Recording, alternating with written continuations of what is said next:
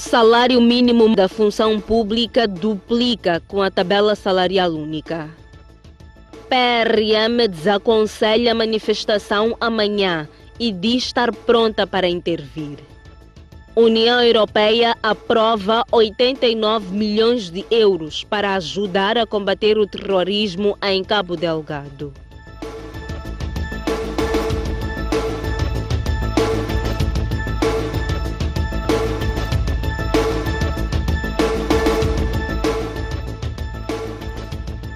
Boa noite. O salário mínimo da função pública vai ter um aumento de 100% a partir deste mês. O incremento é resultado da implementação da tabela salarial única do Estado, que começa já no dia 15. Não há volta. Os funcionários públicos moçambicanos passam, a partir deste mês, a receber numa tabela salarial única. E a primeira mudança vai ser para aqueles que menos recebiam no Estado. Elevou-se o salário mínimo em vigor de 4.668 meticais para 8.765 meticais. Portanto, houve aqui um acréscimo de 100% em relação ao salário mínimo.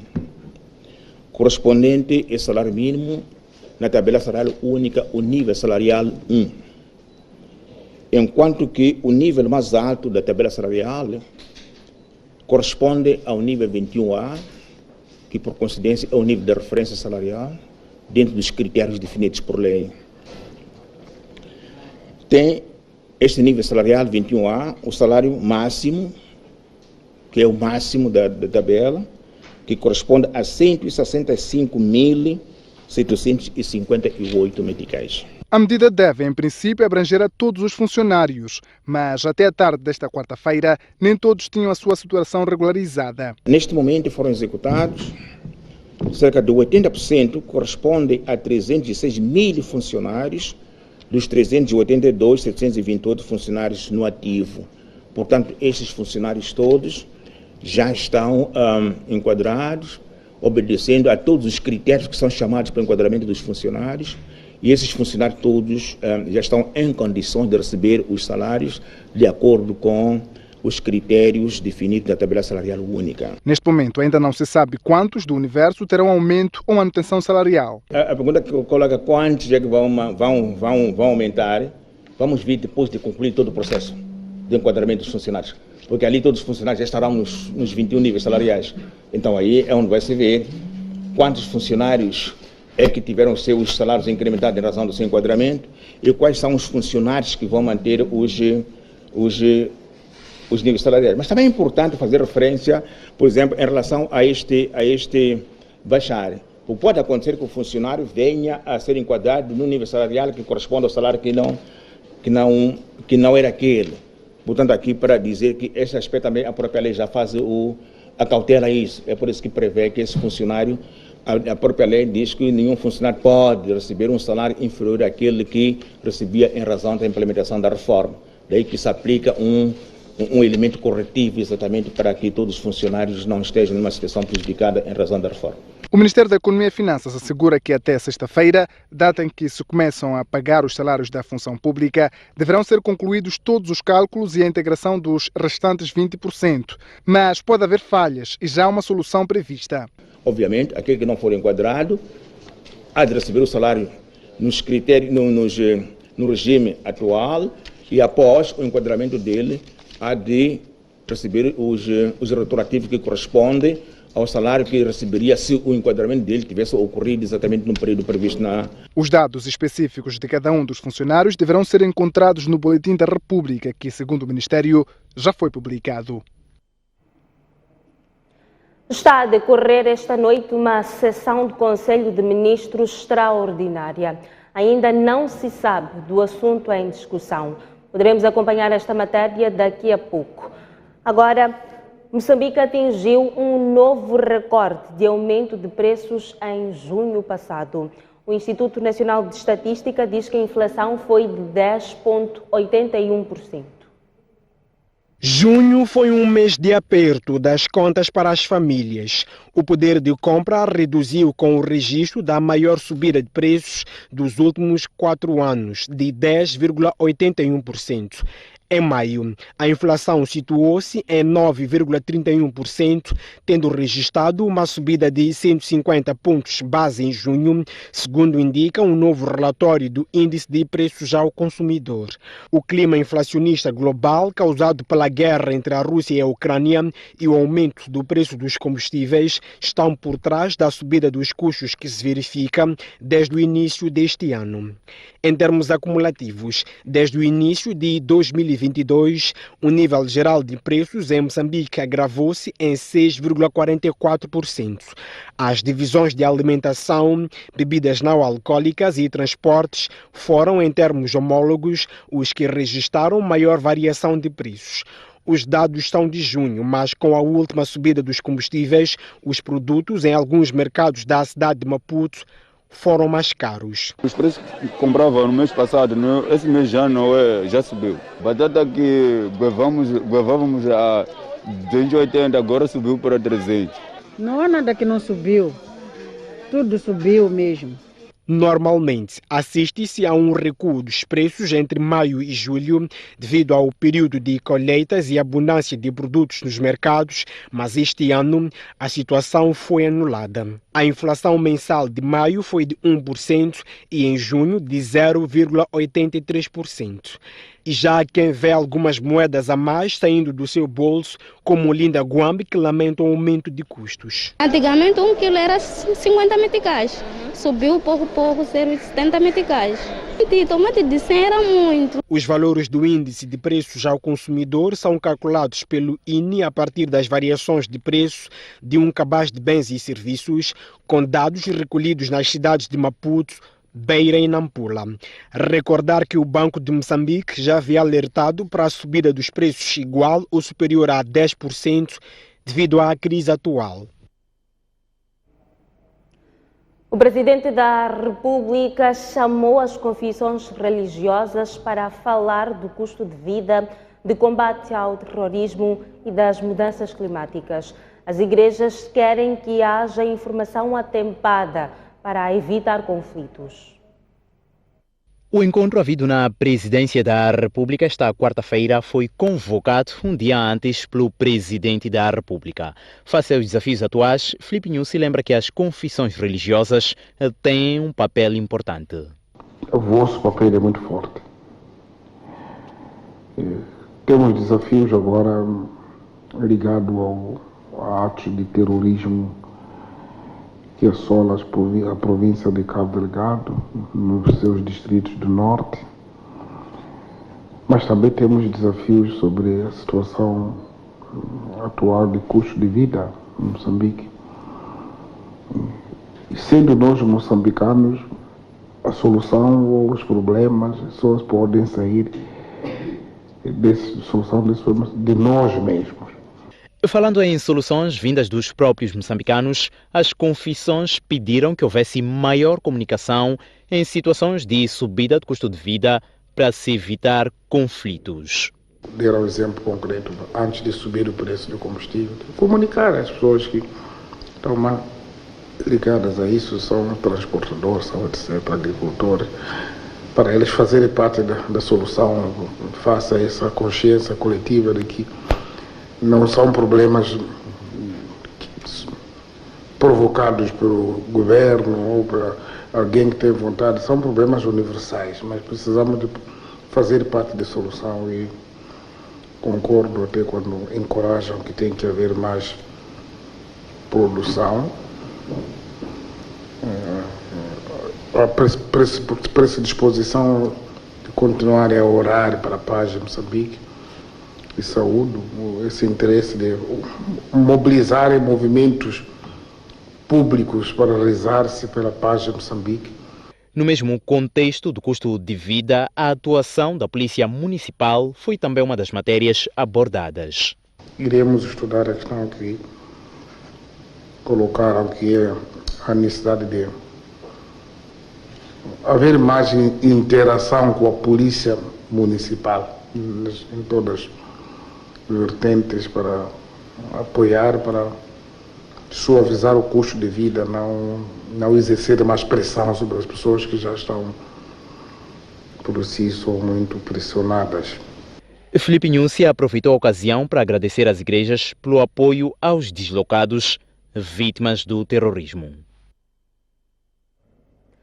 A União Europeia aprovou um orçamento adicional de 89 milhões de euros para combater o terrorismo. A ajuda em equipamento e formação começa a chegar ao país dentro de 2 semanas. Os 89 milhões de euros, correspondentes a 5,6 mil milhões de meticais, foram anunciados por António Sanches Benedito Gaspar, embaixador cessante da União Europeia, que se ia despedir do chefe de Estado moçambicano. A União Europeia já aprovou 89 milhões de euros em equipamento não letal, para aquelas 11 unidades de comandos e de fuzileiros que estão a ser capacitadas. É formação e vem acompanhado também de equipamento. Equipamentos são equipamentos individuais, fardas, coletes, capacetes, sistemas de comunicações, drones, viaturas, hospital de campanha, portanto, um pacote importante, 89 milhões de euros, que vão começar a chegar a partir das próximas 2 semanas. O primeiro equipamento chega já nas próximas 2 semanas. O diplomata diz que haverá apoio também às forças ruandesas que combatem em Cabo Delgado e às da SADC. No que diz respeito ao processo de DDR, eu aproveitei para felicitar também ao senhor presidente pela sua liderança. O balanço é muito positivo, já chegamos a 70% mais ou menos de desmobilizados, antigos combatentes, e o calendário de terminar o processo até o fim deste ano 2022 mantém-se. É fundamental, o processo não se limita às operações de DDR, tem que vir acompanhado de medidas de reconciliação, tem que vir acompanhado de medidas de apoio às comunidades mais afetadas pelo conflito, atividades geradoras de renda, de emprego. António Sanches Benedito Gaspar despede-se após 4 anos a garantir a diplomacia entre a União Europeia e Moçambique. Será substituído por Antonino Maggiore, que vinha sendo embaixador da Itália na Zâmbia. A PRM diz que está pronta para intervir em qualquer caso que perturbe a ordem pública. Sobre a possível greve de amanhã, a polícia pede calma aos cidadãos. Circulam desde o início desta semana nas redes sociais mensagens de texto e áudios que anunciam uma greve a nível nacional para esta quinta-feira como forma de repudiar o alto custo de vida no país. Em face desta situação, reagindo às alegações, a Polícia da República de Moçambique diz não ter recebido qualquer informação acerca da referida greve.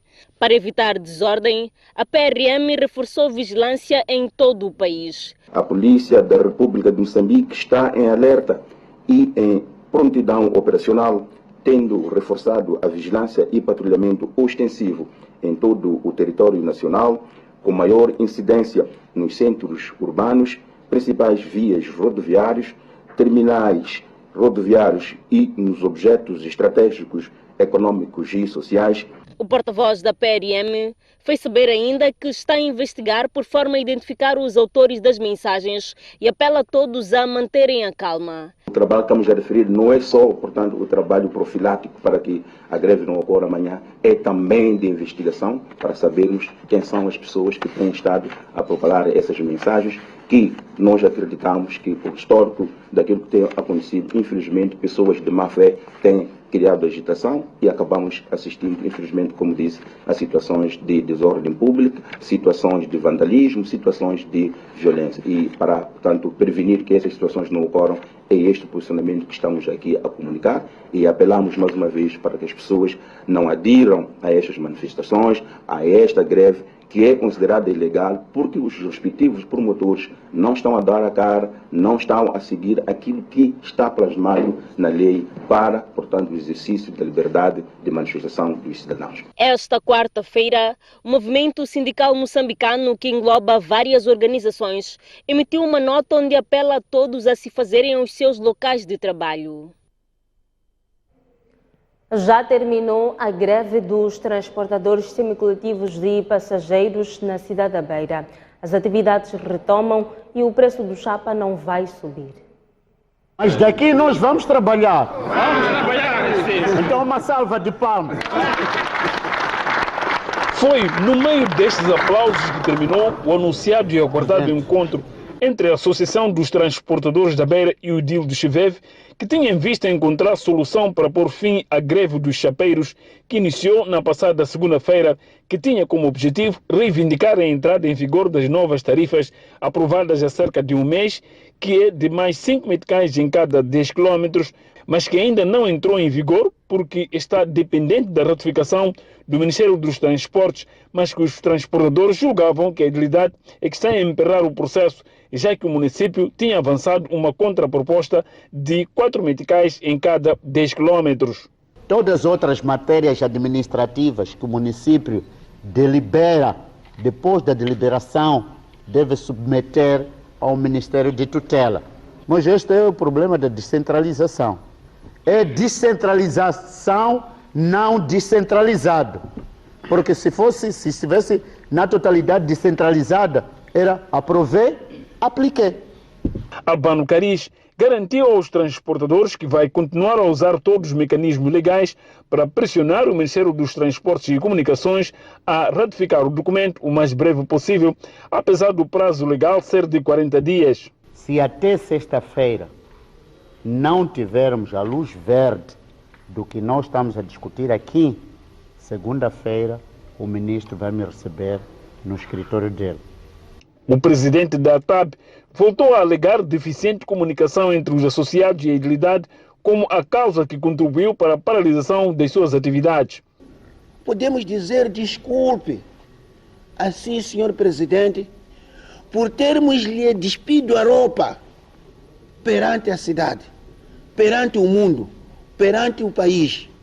Mas tudo foi devido à falta de comunicação. E os transportadores garantiram que vão retomar a atividade e que o recurso à greve deveu-se a contradições na leitura dos artigos da Lei 5/2019, de 31 de maio.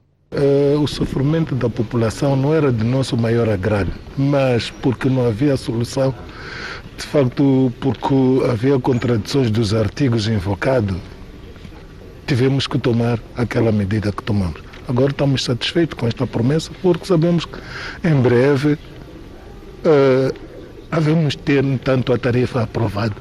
E este foi o cenário registrado pela STV nas principais paragens depois do anúncio da retoma da atividade do transporte de pessoas e bens. Estamos satisfeitos, né? Após essa greve que aconteceu. Muito feliz, porque desde antes de ontem estávamos mal. Ninguém andava à vontade. Tinha andando por aqui, quase subia 3, 4 carros. Mas agora, pelo menos assim, já voltamos ao normal. Agora, resta saber se até na próxima segunda-feira o Ministério dos Transportes e Comunicações já terá ou não ratificado as novas tarifas e qual será a atitude dos transportadores. Só o tempo trará a resposta. O capitão-tenente na reserva, Abdul Machava, diz que o guarda prisional que matou 5 reclusos na cadeia distrital de Milange, na Zambésia, usava uma AKPM incompleta. O número dos reclusos que o penitenciária naquele momento albergava era um caos de risco da própria penitenciária, no local. É uma abordagem à margem do inquérito realizado para apurar o que terá ocorrido para a morte de 5 reclusos no passado dia 13 de junho na penitenciária de Milange. Apesar da intenção, de acordo com o relatório, não ter sido de matar, o certo é que o capitão-tenente na reserva, Abdul Machava, defende que o guarda prisional não tinha condições para fazer tiros certeiros nos membros inferiores para neutralizar os reclusos em fuga, devido ao estado da arma que portava. Nesta função de neutralizar, eu acabo vendo pelas imagens que nos foram trazidas, há ali uma coisa que deve ser partilhada e ser analisada. É que os guardas, segundo a imagem que nós vimos, eles portam armas de tipo AKPM. E arma de tipo AKPM que eu considero incompleta, porque não tem um dos acessórios mais importantes dessa arma, que é a coronha. A coronha é um elemento de estabilização das armas e, em particular, tão importante nas armas automáticas e semiautomáticas, por serem armas de retrocesso. Então, não é possível, mesmo que o guarda quisesse neutralizar, atingindo os membros inferiores, com uma arma naquele estado, não era possível. Mesmo que fosse a 10 metros, não era possível.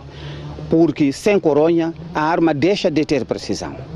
Então, eu penso que ao fazer-se o inquérito, traz uma abordagem que também não é incompleta, porque não é analisado esse elemento de precisão. Não querendo dizer que o guarda tenha reagido, não estou para julgar que o guarda tenha reagido mal ou bem, não. Apenas trazer esse dado para que os que vierem a analisar esse processo provavelmente tenham esse dado, que é o guarda não conseguiria fazer tiro com precisão com aquele tipo de arma, com a arma naquelas condições. Portanto, o Estado, isso também não é só no caso de Milães.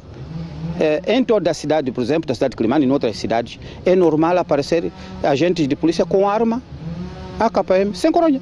De acordo com a nossa fonte, este facto pode ter permitido a não estabilização da arma e, por esta via, atingir as partes letais e não membros inferiores, como supostamente o guarda prisional pretendia. Eu duvido que, em situações em que esse policial tem que fazer o uso dessa arma, em questões sugêneres, certamente que a probabilidade de balas perdidas é maior. E os especialistas em balística, certamente, aprofundando a investigação, vão ter a certeza de que não é possível fazer um tiro certeiro naquelas condições, com arma naquelas condições. Então eu penso que os especialistas nessas matérias podem fazer questão de investigar mais. E nós estamos abertos. Nós que estamos na reserva queremos servir esta nação. Então nós estamos abertos. As escolas dizem que os alunos da sexta classe estão a ter um bom aproveitamento pedagógico, apesar da troca do livro de Ciências Sociais. Um mês depois da retirada do livro de Ciências Sociais da sexta classe, que continha erros, alguns gestores escolares dizem que o uso do manual descontinuado não influenciou negativamente no processo de ensino dos alunos. Temos conteúdos que coincidem no manual anterior com o programa atual. Então, é com esses conteúdos que nós produzimos, preparamos as matérias para os meninos. Não há tanta diferença assim dos conteúdos e partindo do princípio que eles já vinham trabalhando, não é, com o manual, foi fácil a adaptar-se. Na escola primária 3 de fevereiro, por exemplo, o manual resgatado não é suficiente.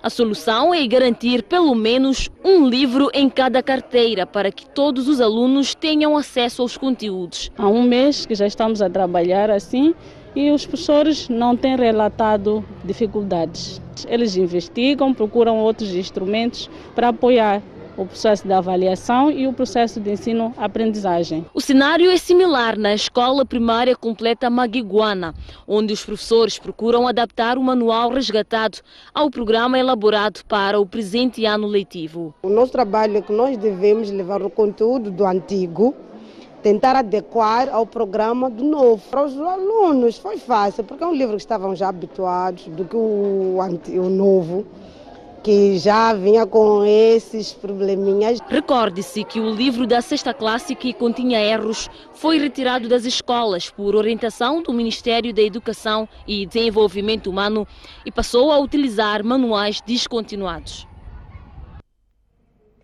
É momento de observarmos uma curta pausa, mas antes a informação cambial para si que nos acompanha a partir da STV.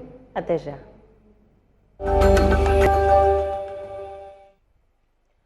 De volta às notícias, o Instituto Nacional de Comunicações diz que não tem como intervencionar a TMCL. O regulador das telecomunicações diz que só pode ajudar a criar regulamentos que facilitem a empresa a honrar os compromissos. A lei não nos permite intervencionarmos a TMCL nem pagar as suas dívidas.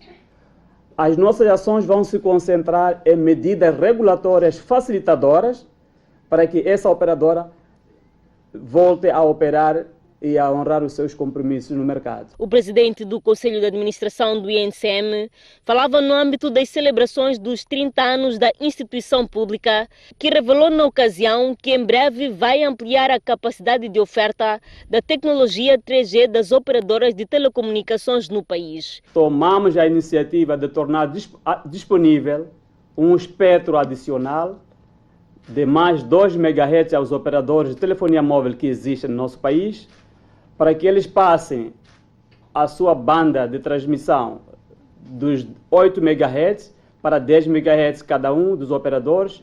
Isso vai permitir que eles aumentem a sua capacidade de transmissão. O dirigente máximo do INCM também anunciou a entrada em funcionamento da operadora de internet Starlink em outubro deste ano. Reagindo aos casos de burla através de mensagens telefónicas, o INCM garantiu que com o lançamento há 6 meses da plataforma para denúncias, ainda decorrem investigações para encontrar os criminosos. Manica é uma das províncias com mais casos de HIV e SIDA em Moçambique. Tem agora 126 mil infectados.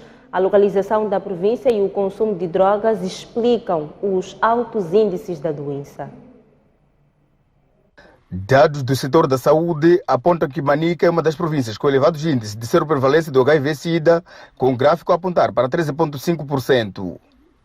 Um estudo recente sobre esses números cada vez assustadores aponta como prováveis causas uma província de corredor por onde passam vários automobilistas, cidadãos de vários países.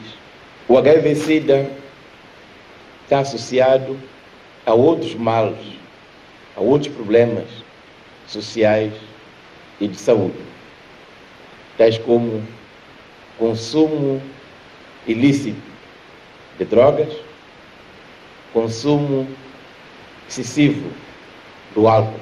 Edson Macuacua mostrou-se, por outro lado, preocupado pelo facto de a maior parte de pessoas infectadas serem jovens. Nós sabemos que os jovens constituem a faixa etária sexualmente muito ativa, mas também economicamente ativa. Pelo que, ao perdermos jovens devido à sua infecção pelo HIV-SIDA, estamos a perder muita força de trabalho. Neste momento, a província de Manica conta com 126.209 pacientes e deste número, 123.349 são ativos e estão a seguir o tratamento antirretroviral. Uma jovem deu à luz numa esquadra na cidade de Maputo. A mulher procurava por ajuda no posto policial depois de não ter tido atenção da equipa do Hospital Geral de Mavalane. Este vídeo amador, supostamente gravado por um agente da PRM, mostra Florentina Maumani, de 18 anos de idade, depois de dar à luz o seu segundo filho num dos corredores da 12ª Esquadra da Polícia da República de Moçambique. A STV, Florentina Maumani, contou que não sofreu maus tratos no Hospital Geral de Mavalane, mas faltou-lhe atenção, pelo que, devido às dores que sentia, buscou socorro na esquadra mais próxima. Eu ali só senti umas dores. Não é que as enfermeiras estavam a dormir, todas as enfermeiras estavam. Quem estava a dormir só aquelas serventes ali, não são enfermeiras. Enfermeiras estavam a atender outras pessoas, estava cheio na maternidade. Eu saí por sentir dores. Levei minha ficha, levei minha pasta, saí fui para casa. Eu vi que ao chegar na estrada começou a sair coisas, o bebê estava para sair. Eu entrei diretamente para a esquadra, como eu vi uma policial pedir ajuda. Entrei diretamente na esquadra, senti que a plana de parto. Não é que as enfermeiras estavam a dormir. Eu não fiz isso tudo aqui para prejudicar as enfermeiras. Ernesto Andela, médico que recebeu Florentina na madrugada de terça-feira, narrou também à STV a sua versão sobre o que se passou na sua unidade sanitária a ponto de a gestante entrar em trabalho de parto numa esquadra. O que aconteceu, na verdade, é que ela abandonou a unidade sanitária por causa das dores. É preciso dizer nisto que a dor do parto é muito intensa e a pessoa, quando está naquela situação, o que faz não é a mesma coisa que faz quando está com o seu discernimento normal. Portanto, foi algo que aconteceu e lamentamos muito, mas neste momento está muito bem. O bebê do sexo feminino e a mãe gozam de boa saúde. Segundo a equipa médica do Hospital Geral de Mavalane, vão ter alta hospitalar ainda esta quarta-feira. Milhares de manifestantes no Sri Lanka invadiram o gabinete do primeiro-ministro. O governante foi nomeado hoje presidente interino. A manifestação ocorre dias depois de o presidente do Sri Lanka ter fugido para as Maldivas.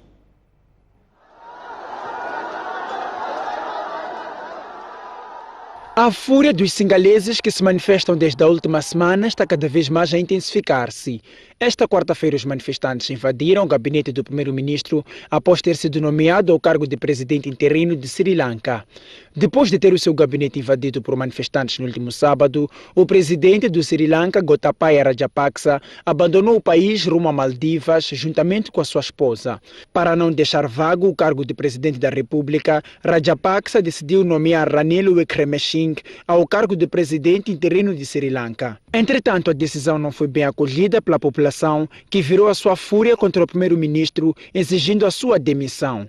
Para conter a situação, foram chamadas as forças de segurança, que usaram gás lacrimogéneo e caminhões de água, mas sem sucesso. Além do gabinete do primeiro-ministro, outros manifestantes invadiram a principal estação televisiva estatal, a Rupahani, e interromperam a programação normal, que foi substituída por outros programas gravados. O governo decretou esta quarta-feira um estado de emergência no país. As manifestações no Sri Lanka estão a intensificar-se. É momento de observarmos uma curta pausa, mas antes a previsão do tempo para as próximas 24 horas. Começamos pela capital, Maputo, uma máxima de 28, uma mínima de 18, previsão de céu ligeiramente limpo. Xai-Xai, 16 de mínima e 28 de máxima. Inhambane, 18 de mínima e 28 de máxima. Seguimos ao centro do país, começamos por Beira, em Sofala, uma mínima de 17, uma máxima de 26. Há também previsão de céu ligeiramente limpo. Mesmo cenário em Chimoio, 13 de mínima e 22 de máxima. Climane, 28 de máxima e 21 de mínima. Tete, 19 de mínima e 28 de máxima. Seguimos ao norte do país, começamos por Nampula, província com o mesmo nome. São esperadas temperaturas de 17 de mínima e 27 de máxima. A previsão de céu ligeiramente limpo. Lixinga, no Foz de Regra, uma mínima de 9 e uma máxima de 22. Pemba, em Cabo Delgado, previsão de chuviscos e céu pouco nublado, 19 de mínima e 27 de máxima. Até já.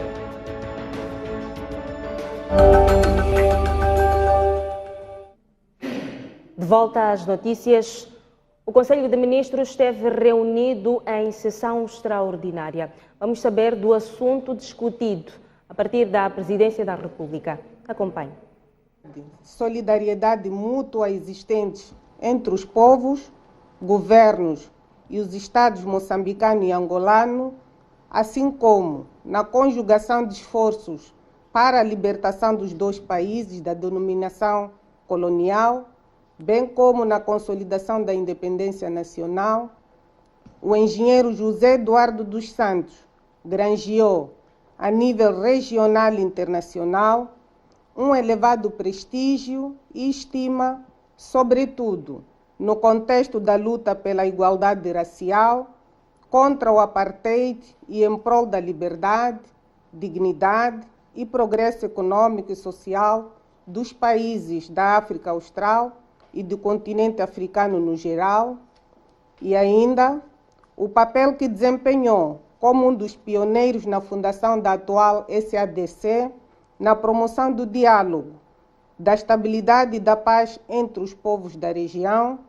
O Conselho de Ministros, ao abrigo do disposto no artigo 42, conjugado com a linha E do artigo 43 do Decreto número 47/2006, de 26 de dezembro, atinente às normas do Protocolo de Estado, decidiu decretar a observância de luto nacional de 5 dias, com efeito a partir das 0 horas do dia 14 de julho de 2022. Durante o período de luto nacional, a bandeira nacional e o pavilhão presidencial serão içados a meia haste em todo o território nacional e nas missões diplomáticas e consulares da República de Moçambique. Maputo, aos 13 de julho de 2022. Muito obrigada pela atenção. Exatamente, estivemos a acompanhar aqui a intervenção da vice-ministra da Indústria e Comércio e, na verdade, foi porta-voz desta sessão extraordinária em que o Governo sentou-se para decidir sobre o luto nacional a ser observado a partir de amanhã, quando forem 0 horas. Serão 5 dias de luto nacional, no momento em que o país vai ter as suas bandeiras em meia haste, não só a nível nacional, como também nas missões diplomáticas de Moçambique. Na verdade, é o mesmo período de dias que Angola decretou na sexta-feira, quando foi noticiada a morte de José Eduardo dos Santos, antigo presidente da República Angolana, que ficou no poder por 38 anos. De resto, esta decisão que o Governo tomou hoje numa sessão extraordinária, recordando que o Governo normalmente reúne-se às terças-feiras. A partir de amanhã, quinta-feira, até 5 dias, as bandeiras nacionais estarão em meia haste, em resultado do luto nacional. Isaura. Obrigada, Afonso Chave. O Governo decreta luto nacional de 5 dias pela morte de José Eduardo dos Santos, antigo presidente de Angola. Olhamos agora o desporto. Os Mambas venceram os Bafana Bafana por 5-4. Assim, a Seleção Nacional qualifica-se às meias finais do Torneio Regional da COSAFA. A Associação Provincial de Futebol de Tete julga procedente o protesto apresentado pela União Desportiva do Songo de utilização irregular de 4 jogadores pelo Ferroviário de Moatize. Assim, os hidroelétricos vão disputar a final da Taça de Moçambique, fase provincial.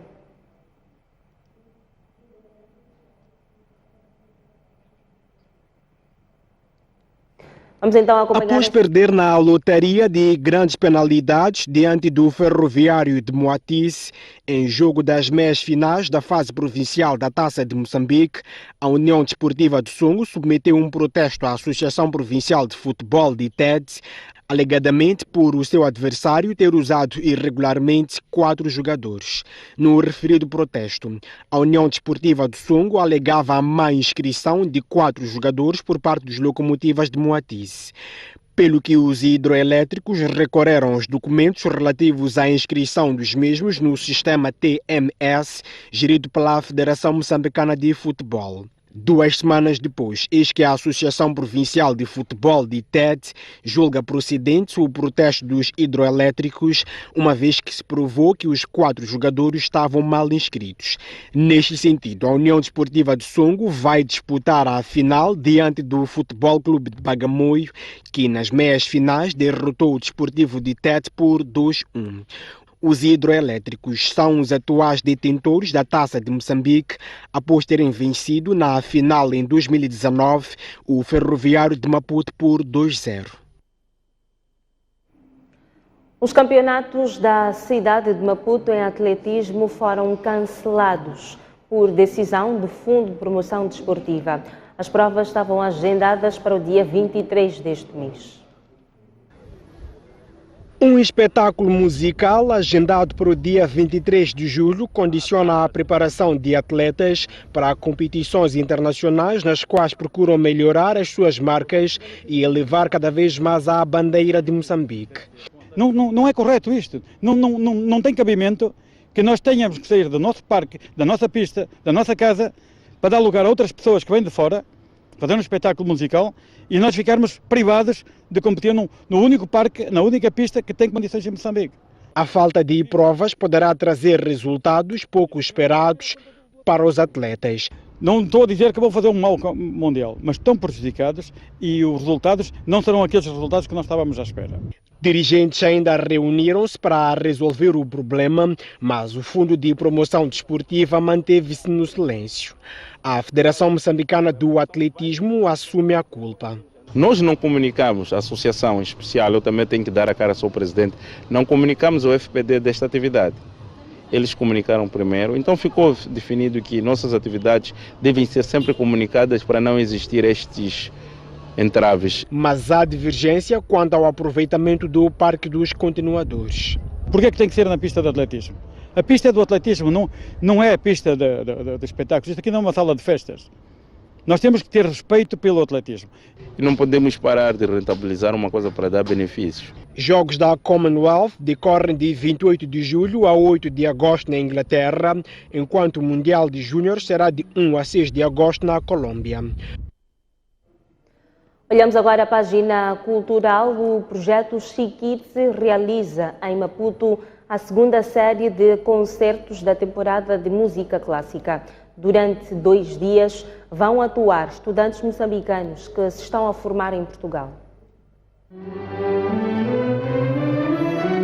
Professores e alunos do Chiquites reuniram-se para mais 2 concertos.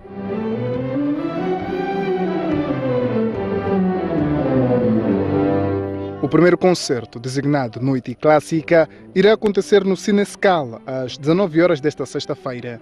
Já o segundo, designado Concerto para os Pais e Filhos, está marcado para o Centro Cultural Municipal Ntsinza, no Chipamanine, às 16 horas de sábado.